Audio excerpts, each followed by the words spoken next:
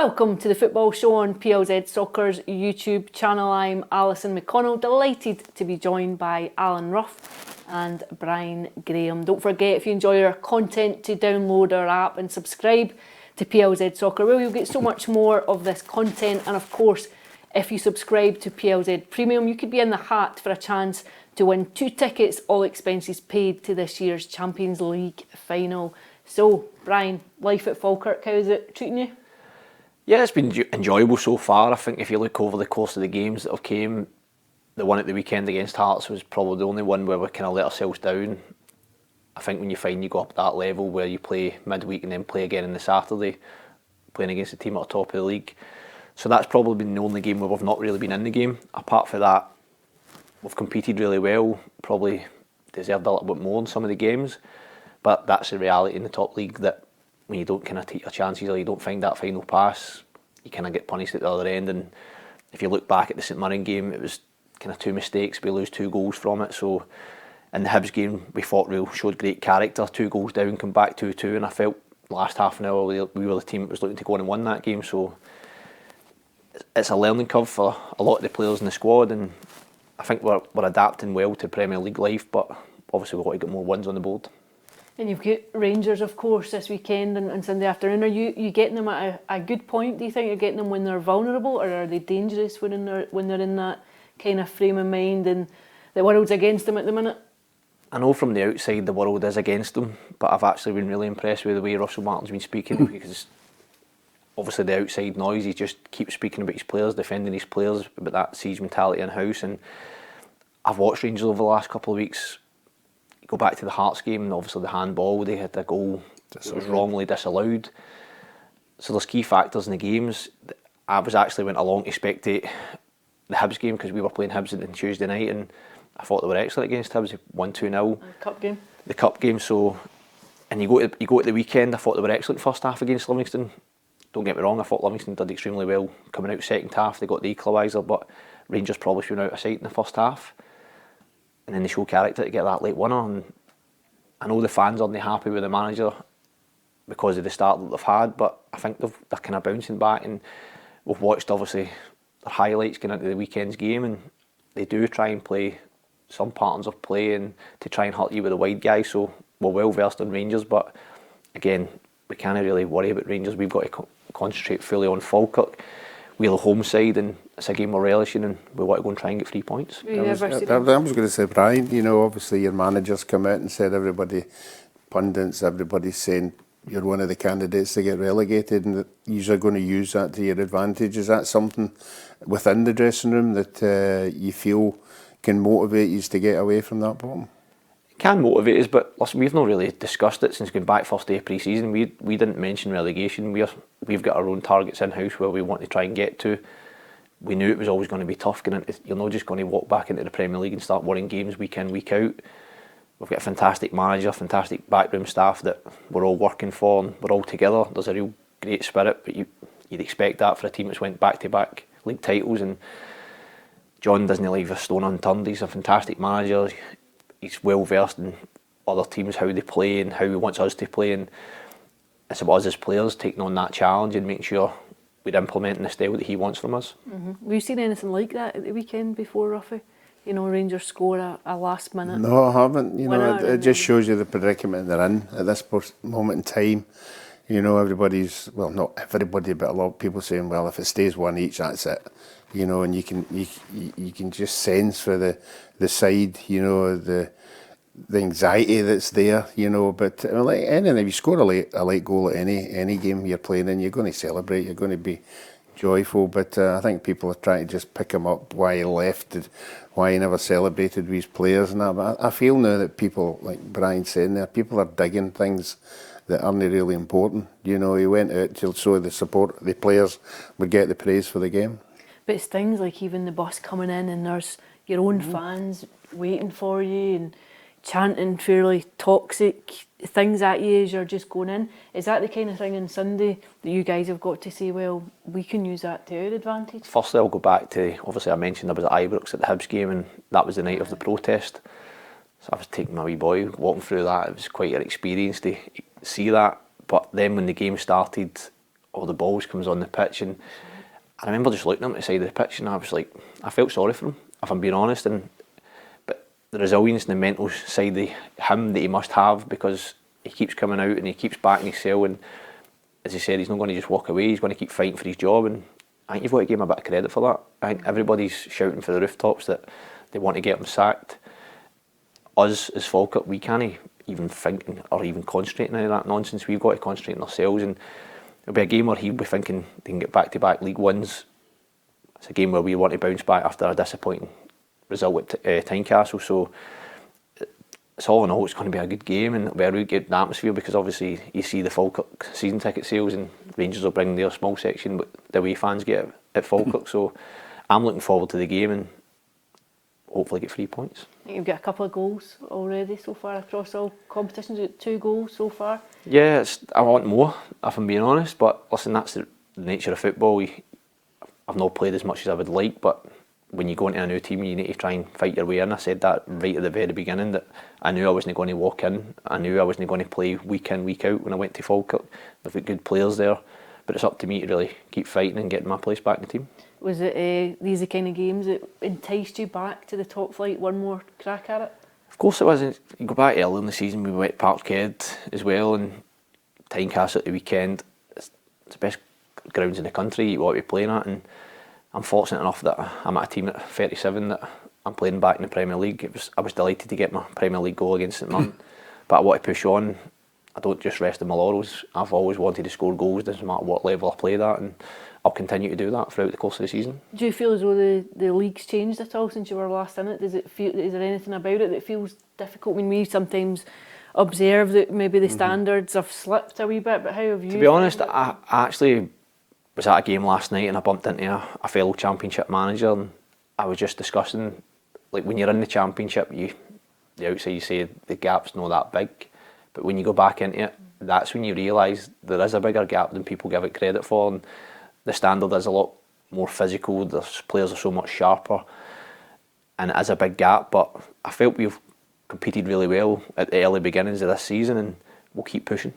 Have you missed the coaching side of it? Obviously you were doing the women's side, you were the busiest man in football at one point last season. Have you missed elements of that, or is it quite nice just to be able to say I'm just going to concentrate on playing, and because it's obviously not going to last forever now? It was nice at the beginning, but obviously when you're in an environment, when you've got John McGlynn, how he coaches, how he does his stuff in the background, I'm learning every single day off him, and some wee bits you're thinking to yourself, taking notes and stuff like that. It's great learning aspect from him as well, so I've still got the coach's head on. I'm still learning every day on the training pitch with the new manager. I've previously worked with him before, so I know what he was like, and I think that was a big thing for me to go there, to go and learn, take a wee step back, go and learn again, and then I'll go back into it when time comes. You kept a wee eye on Thistle's women's team?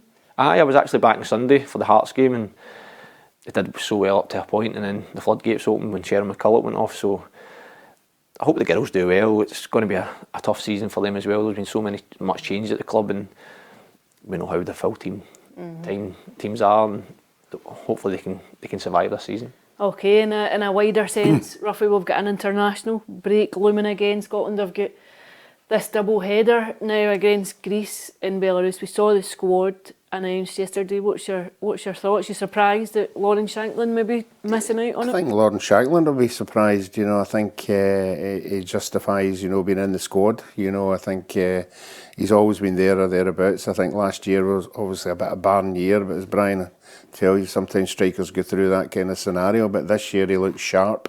Every time, Derek McInnes is talking about him, he's really impressed with everything he's done. Not just scoring the goals, but everything else. So I think he'll be disappointed, but his time will come, but it's 2 really important games. Do you fancy them for 6 points out of 6? I think it's got to be. I think we're all sitting going, okay, there's not that many games. You're looking at points. I've looked at it, maybe thought 14 points. Would be qualifying. That means you've got to win your home games, and then obviously it's the Greece and the Denmark games that will determine who goes through. So in 2 games like this though, it's Shanklin will be kicking himself because he's scoring goals at the moment. Obviously, I was seeing him up close at the weekend. He does extremely well to back into our midfielder, steal the ball off him, and he hits the shot so quickly that Scott Bain's no set. So it was a fantastic goal he scored, but I wasn't just impressed with his goal, I was impressed with his all-round play, his link-up play, how intelligent he was on the day, and he goes to Ibrox, scores 2 goals as well. If I was Lawrence Shankland, I'd be bitterly disappointed, but I'm going to throw one in the mix for you.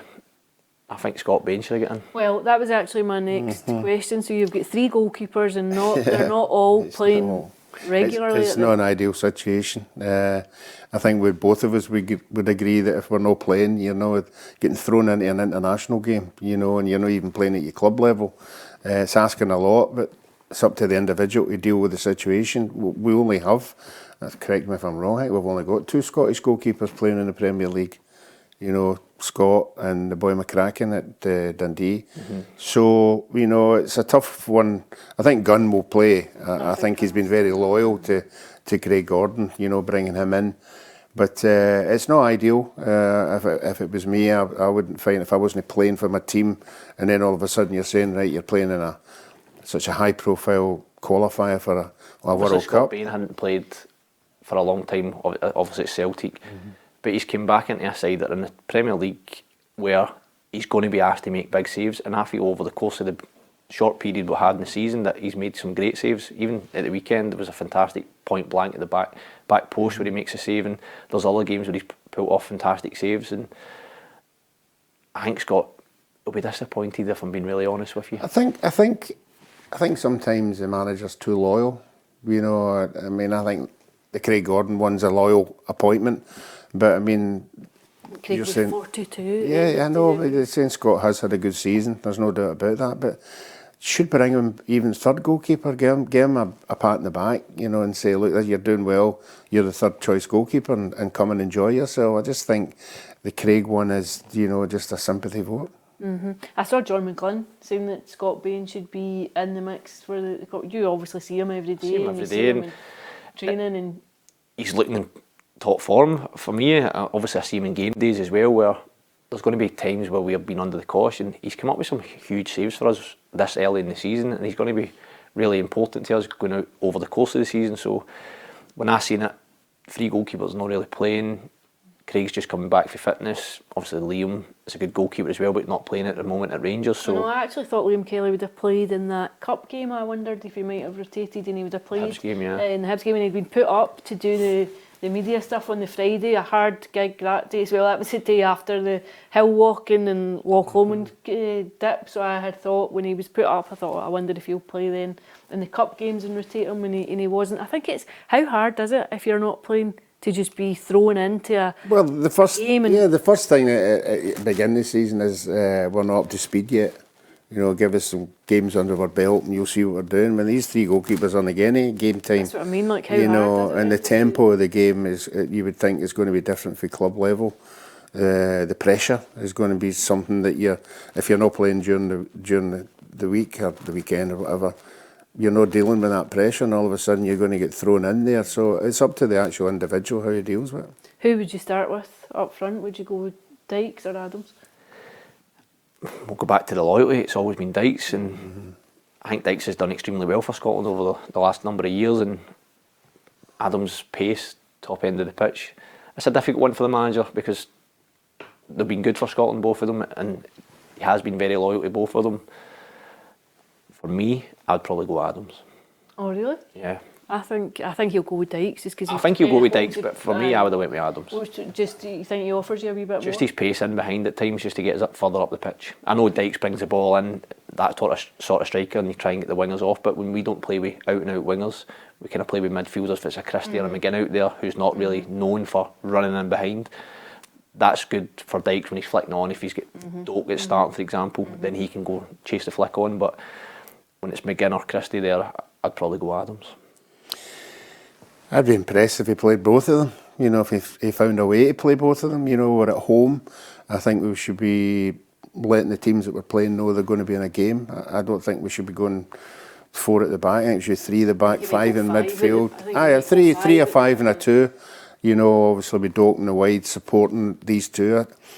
Because Brian will tell you, when you play in a team and you don't have a winger or a wide people who are getting into the balls that are going to put the balls in for you, to your strength, then sometimes you're just running about, you know, that a headless chicken. But if you get supply into the box, I think if he picks a team that can get guys in the wide areas into the box, I think we've got a good chance. So much excitement, of course, over Doak. You mentioned him. You think this is his time now? He's just coming into a point where he might get a wee bit more. I hope so. I hope he just stays injury free, the kid, because there has been this big hype about him, the big money that he's went for over the course of the summer. But every time I've seen him in a Scotland jersey, I've been excited by him. I go to all the Scotland games, so I'm there. And you're on the edge of the seat. It's when a player gets the ball, you're like, let's go and see what you're going to do. And that's that excitement this kid brings. And I do hope he starts the games because he brings that excitement. But at the same time, if it is Dykes who's going to get the nod, well, the little man will definitely deliver. I think he will play. I think he'll start him. But he's not playing either. Hype justified. Bournemouth, he's not playing either. He's on the bench. But he's getting some. He's having some exposure. Well, I mean, it's good the way the manager turned it down by saying, and people are saying, "Oh, how can we pick him? He's not playing in first team." But the manager's saying, "Well, that means he'll be fresh." You know, you know. So they just twist it, you know, to suit. But I'm like Brian. He's got to play. He's got to get fans off their seat. He's got to get the players. He's got to get into dangerous positions.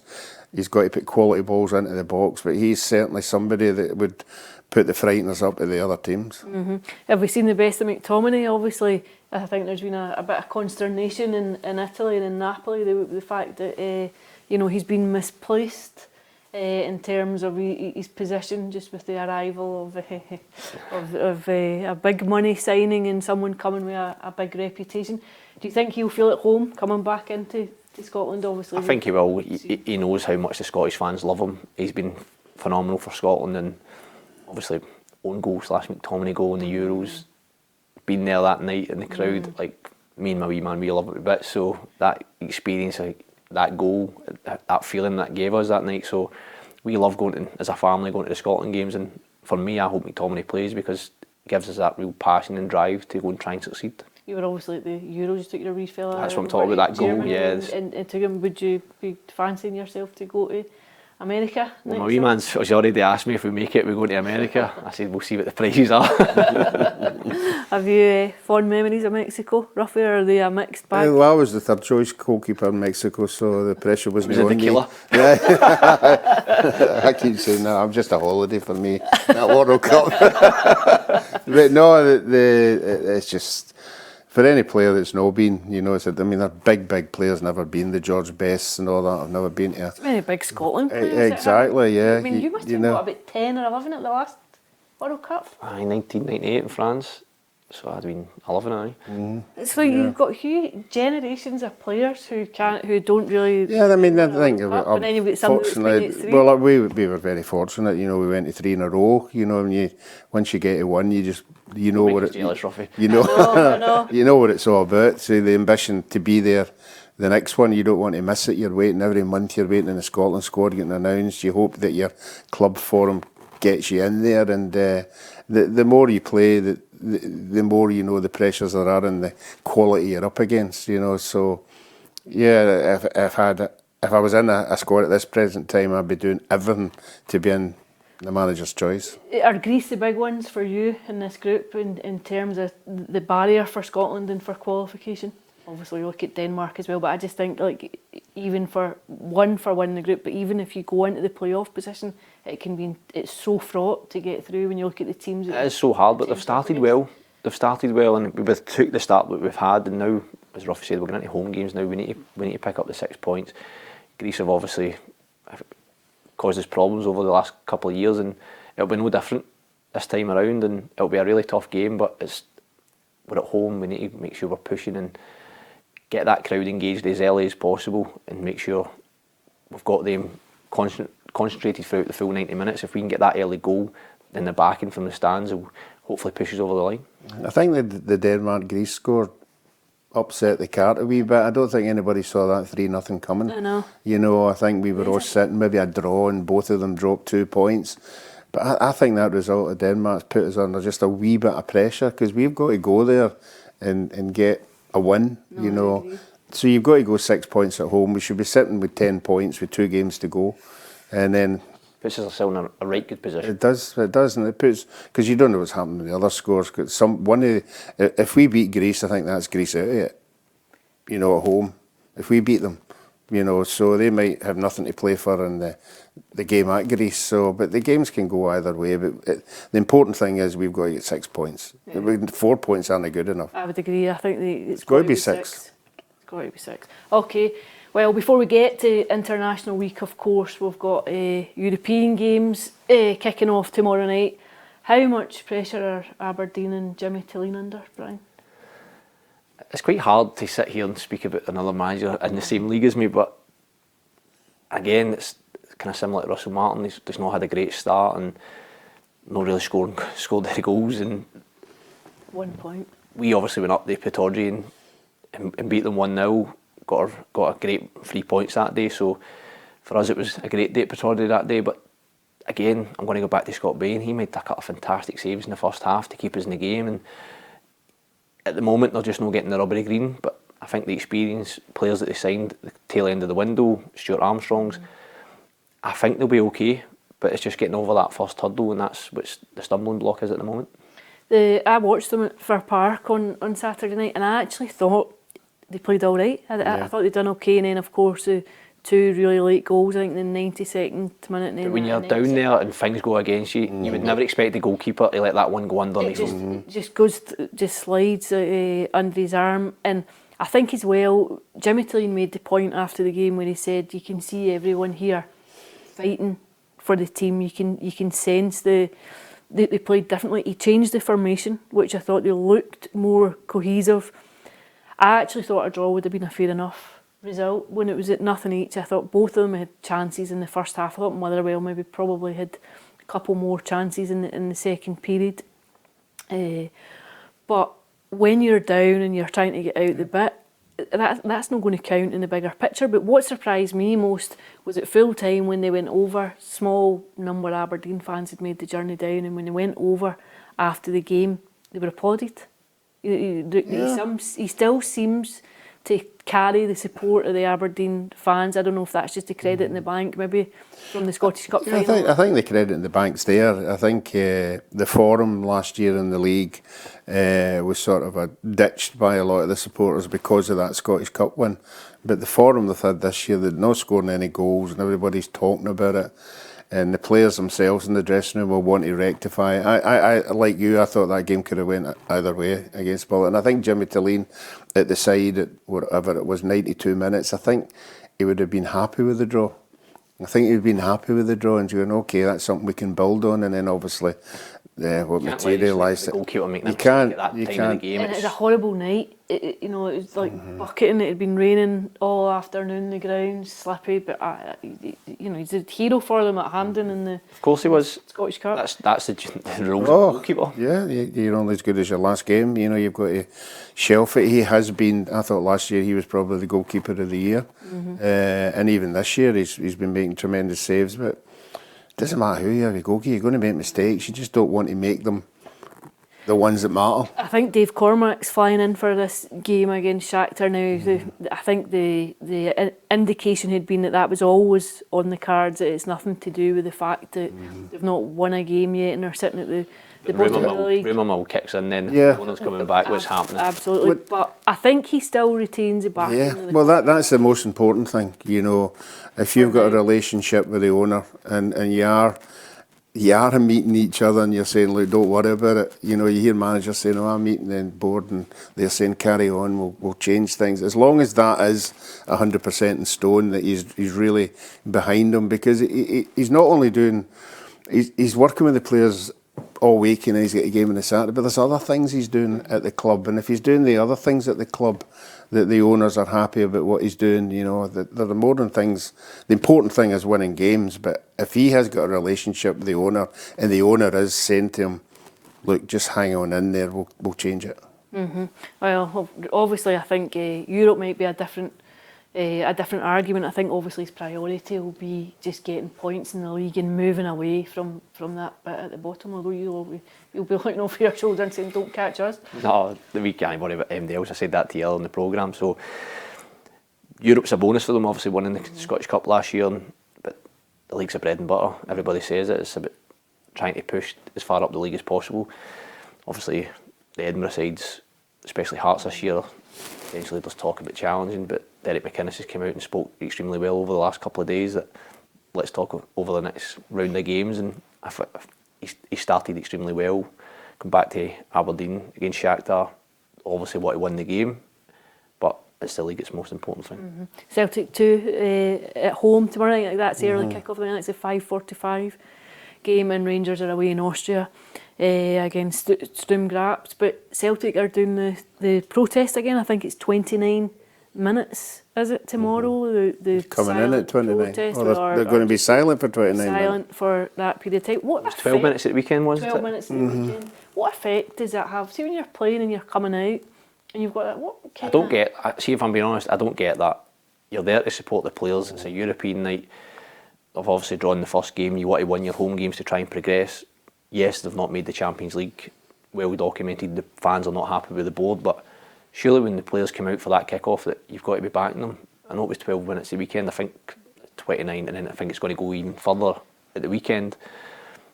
I just don't understand it, if I'm being honest. Do you think that, obviously, if the board to open negotiations or start speaking with them, then maybe it alleviates it or it stops the protest? No, I think there's been enough protests. I think they've got the point over. I think if I was on the Celtic board, I get the point.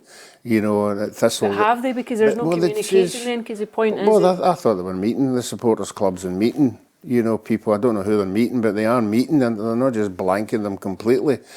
I just feel as if, you know, they've made their point. And if I was on the Celtic board, I get your point. I've let you down. I've not brought in the players that you're expected with the money that you're putting into the club. And I would be saying to myself, when this January window comes, I'm going to get it right. I'm not going to let the fans down. I'm not going to let the manager down. So the point you're trying to go over is you've let us down. You would like to think, right, you've done the protest. We get it. Let's go on with supporting the team. You think for players that you do feel it, you're walking out, that there's an odd kind of atmosphere that you're walking into? Yeah, well, I spoke to somebody last couple of days, and I think Celtic hit the bar within that quiet spell at the weekend, and was not a sound. He told me it wasn't a sound coming from the ground, and he told me as an opposing player that it was a strange atmosphere to play in. So imagine that being a Celtic player, if you go and score a goal and the place is silent on a European night.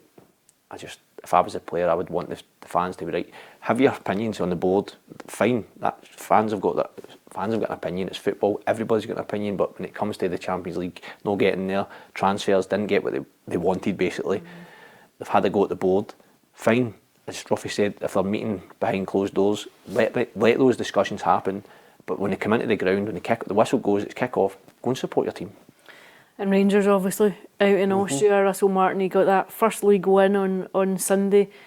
Does he need to build a bit of momentum, or do you think actually, you know, he could have done without another game? No, he's not daft enough to know that he needs to keep winning. You know, every win he gets is going to dampen some of the supporters. I don't think some of the supporters will ever stop, you know, which is a horrible thing. It must be horrible for him. I can't imagine away from the game, you know, what he's going through. You know, he's a human being like everybody else. You know, it's how much you can take, you know. So the only way is winning. I think if they got a draw, would be fine, just to keep it going, you know. And obviously that happens at the weekend, you know. I won at the weekend, Ruffy, I'll be honest with you. I suppose it's you guys are playing at home. I don't think too many teams will relish playing at Falkirk this season. It's an awkward ground to go to. No, over the course of the last couple of years, they've made it a fortress, and obviously the first game of the season against Dundee United, we get a 2-2 draw. St Mirren, we probably let ourselves go down with the manner we lost the second goal, but 2-2 against Hibs, so at home we fancy our chance against Endy. Back yourself to score on Sunday? I've selected. What about you, Ruffy? You touched on Hearts. Just briefly before we go, are Hearts capable, do you think, of splitting Celtic Rangers this season? I think we have to be sensible enough to say there's big games coming up. I think they've got 3 really big games coming up. Derby this weekend. We keep on saying, you know, and then there's Celtic a couple of weekends after that. So, God, if you're sitting at the top of the league, you'll believe anything. You know, I just think the long term, I think the squad, unless January comes, is strengthen the squad again. But if you're a Hearts supporter, you'll be more than happy with what's happening now. Hearts or Hibs this weekend? I've went for Hearts. But don't tell any Ab supporters. Are you still yellow back? Yeah, I'm still in the Hall of Fame. I'm still there. But, For now. For now, I can change my mind by Friday. Okay, that's all we've got time for. Thank you so much to Brian for joining us. Thanks to Ruffy. Thanks to you for watching. Don't forget to hit the subscribe button and download our app.